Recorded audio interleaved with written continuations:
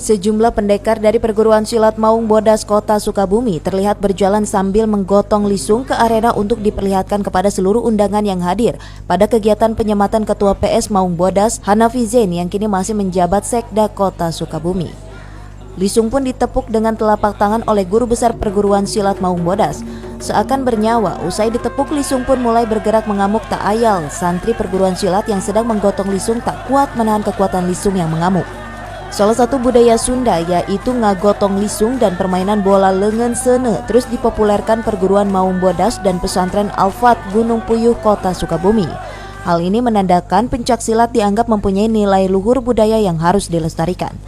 Sebagai nilai-nilai tradisional yang harus kita lestarikan, dan pencak silat juga akan menjadi suatu media untuk memindah karakter bangsa. Oleh karena itu saya sangat berterima kasih atas kepercayaan untuk menjadi ketua Maung Bodas. Insya Allah kita akan maju bersama-sama untuk kegiatan ini. Ini sebagai salah satu tokoh di Sukabumi, sebagai salah satu sekda yang tidak diragukan lagi kepemimpinannya.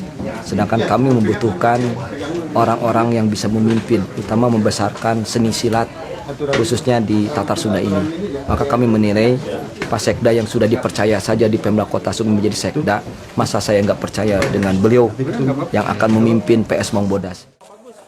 Sementara itu, seusai diamanahkan sebagai Ketua Maung Bodas, Hanafi berharap bisa mengembangkan pencak silat di Kota Sukabumi sesuai dengan perkembangan zaman seperti menggelar berbagai kompetisi. Dari Sukabumi, Muhammad Satiri melaporkan untuk Dinamika.